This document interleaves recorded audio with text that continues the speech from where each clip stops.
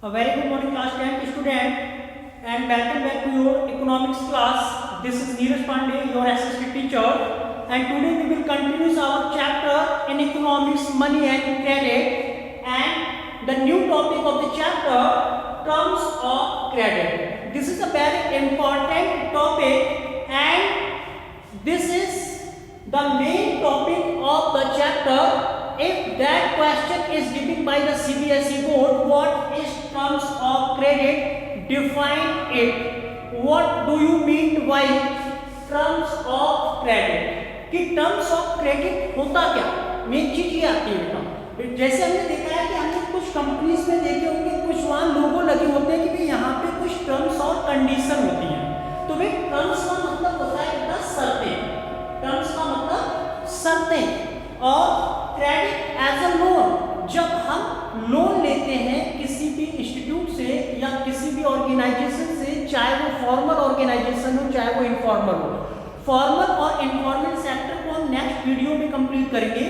तो यहाँ पे जब हम लोन लेने के लिए किसी बैंक में जाते हैं तो वहाँ कुछ टर्म्स और कंडीशन होती है। तो जितनी भी टर्म्स और कंडीशन आती हैं वो सब इंक्लूड होती हैं टर्म्स ऑफ क्रेडिट में।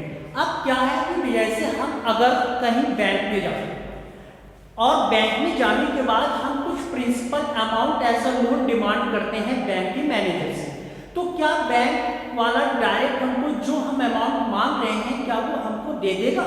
No, this is not possible. ये संभव नहीं है। क्यों? क्योंकि वहां पे लोन को प्राप्त करने के लिए हमें कुछ टर्म्स और कंडीशन को वहां फॉलो करना पड़ेगा।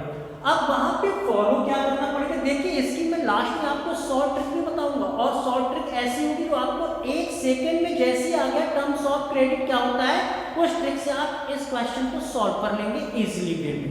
अब यहाँ पे क्या होता है कि when a person wants a great amount as a loan, he goes to the bank and demand that principal amount of the bank या फॉर द बैंक्स। तो वहां से क्या होती है कि जब वो डिमांड करता है कि भाई मुझको इतना लोन चाहिए, तो वहां पे क्या होता है कि कुछ टर्म्स होते हैं कि भाई आपको लोन किस बेस पर दे दिया जाए। तो यहाँ पे सबसे पहले बेटा जब यहाँ पे टर्म्स आते हैं तो हमको ये याद रखना होगा कि भाई सबसे पहले हम देखते हैं कि हमारा प्रिंसिपल अमाउंट क्या है। प्रिंसिपल अमाउंट क्या है कि हम कितना रुपया लेना चाहते हैं। दूसरी चीज बेटा ये आती है कि आपके पास डॉक्यूमेंट कौन से, डॉक्यूमेंट्स रिक्वायरमेंट। फिर इसके बाद आता है कोलेटरल। अभी मैं आपको बताऊंगा कि कोलेटरल किसे कहते हैं, what do you mean by collateral. और कोलेटरल के बाद एक चीज और आती है मोड ऑफ रीपे। आप जो पैसा ले चुके हैं और उसको जब आप रीपे करेंगे तो वो किस मोड में करेंगे, ये भी टर्म्स और कंडीशन में आता है। और नेक्स्ट जो सबसे इंपॉर्टेंट आती है टर्म्स ऑफ क्रेडिट में, वो होता है बेटा इंटरेस्ट। जब हम किसी बैंक में जाते हैं तो सबसे पहले हम ये गैस करते हैं कि किस बैंक के लोन में कितना कम इंटरेस्ट लगा। फॉर एग्जाम्पल हम bank of Baroda, SBI, oriental bank, ICICI bank जाते हैं और सबके इंटरेस्ट रेट का पता लगाते हैं। अब इंटरेस्ट रेट जहां हमको कम लग रहा होगा उस इंटरेस्ट रेट के आधार पर हम लोन की डिमांड करते हैं। अब जब वहां पे जब हम डिमांड करते हैं तो बैंक वाले हमसे ये पूछते हैं कि बताइए आपके पास क्या गारंटी है कि आप लोन वापस कर देंगे और लोन को कब तक वापस करेंगे, किस मोड में वापस करेंगे। तो ये बहुत सारी फॉर्मेलिटी होती हैं जो बैंक हमसे पूछते हैं। इन सब फॉर्मेलिटीज को ही हम कहते हैं टर्म्स ऑफ क्रेडिट। अब यहाँ पे डॉक्यूमेंट रिक्वायरमेंट की जरूरत होती है। अब डॉक्यूमेंट में क्या है कि आपके पास प्रॉपर्टी है तो वो किस रूप में है, लैंड है, बिल्डिंग्स है, व्हीकल्स है, डिपॉजिट विद बैंक्स है।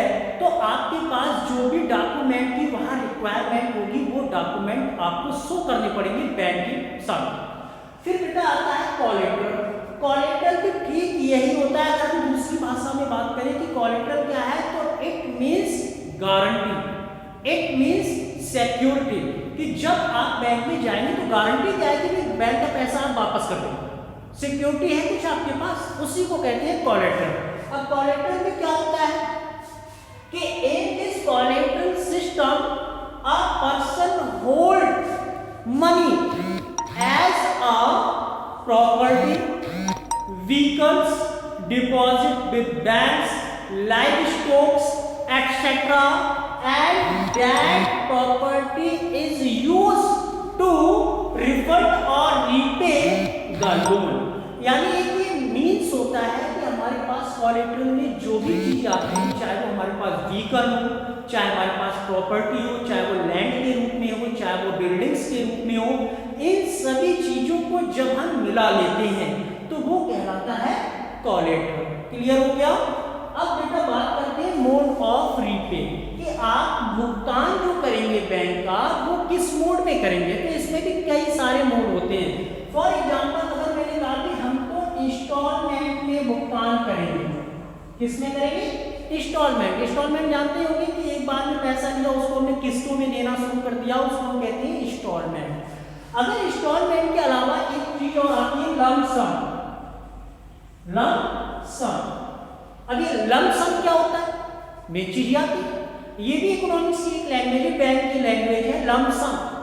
अगर मान लीजिए हमने 1 लाख रुपए बैंक से लिया और उस पर बैंक ने 9% इंटरेस्ट लगाया एनुअल, तो हमें 1 साल के बाद कितना रुपया रिपे करना पड़ेगा बैंक के लिए? 1 लाख तो देना ही देना है, और जो 9% का इंटरेस्ट लगा तो 9,000 अलग से, तो 1,09,000 टोटल जमा करना। अगर हम इसको इंस्टॉलमेंट में ले, मंथली ले, क्वार्टरली ले, ईयरली ले, हाफ ईयरली ले, तो वो इंस्टॉलमेंट कहलाएगा। और यदि हमने जो अमाउंट लिया है और उसको हम एक ही बार में जमा कर दें, एक ही साथ पूरी किस्त को सब डिपॉजिट कर दें, तो वो कहलाता है लंप सम। और इसके अलावा हमारे पास ऑप्शन होता है कि हम गोल्ड में भी रीपे कर सकते हैं, कि हमारे पास पैसा नहीं लेकिन सोना है, हम सोना देके अपना भुगतान कर सकते हैं। हमारे पास प्रॉपर्टी है, हम प्रॉपर्टी देकर भी अपना रीपे कर सकते हैं, तो इसको कहते हैं मोड ऑफ रीपे। तो मोड ऑफ रीपे क्या होता है कि वही हम अगर लोन लेते हैं और अगर हमें उसका रीपे करना है तो वो इंस्टॉलमेंट में भी कर सकते हैं, लंप सम भी कर सकते हैं, गोल्ड से भी कर सकते हैं, प्रॉपर्टी से भी कर सकते हैं। इसको हम कहते हैं मोड ऑफ रीपे। अब बात करते हैं बेटा कि यहाँ पे जो हमने अभी पढ़ा कि इन सब चीजों की हमें जरूरत पड़ती है, यही टर्म्स और कंडीशन कहे जाते हैं। मैंने आपसे कहा था कि मैं आपको ट्रिक बताऊंगा कि इतनी चीजें हो सकता है आपके माइंड में ना एग्जाम टाइम में, और अगर आ गया कि what is terms of credit define it, तो आपको केवल एक ट्रिक याद होगी बस, वो मैं आपको बता रहा हूँ, एकदम ध्यान से सुनिए, सब कुछ याद हो जाएगा। जैसे आपने सुना होगा सिम, एयरटेल की सिम है, आइडिया की सिम है, वोडाफोन है, ये सब है। बेटा एक पहले सिम चला करती थी टाटा की जिसका नाम था डोकोमो, तो अब बस आपको ये याद रखना है डोकोमो, बस ये तो याद हो जाएगा डोकोमो। डोकोमो की सिम थी और भाई इस सिम में क्या चलता था? इंटरनेट चलता था, बस शॉर्ट लिख दिया आपने इंटरनेट। क्लियर हो गया? अब हमें केवल याद होना चाहिए डोकोमो में क्या चलता है? इंटरनेट चलता है, बस ये पूरा टर्म्स ऑफ क्रेडिट हो गया। क्या क्या याद हो जाएगा? डीओ हो गया, तो डीओ हो गया डॉक्यूमेंट रिक्वायरमेंट, सीओ हो गया, तो सीओ हो गया कोलेटरल, कोलेटरल हो गया। अब इसके बाद एमओ, एमओ का मतलब हो गया mode of repay, mode of repay. Do for document requirement, को कोलेटरल, मोड ऑफ रीपे। और भी इंटरनेट चलता है तो इंटरनेट का मतलब हो गया इंटरेस्ट। क्लियर हो गया?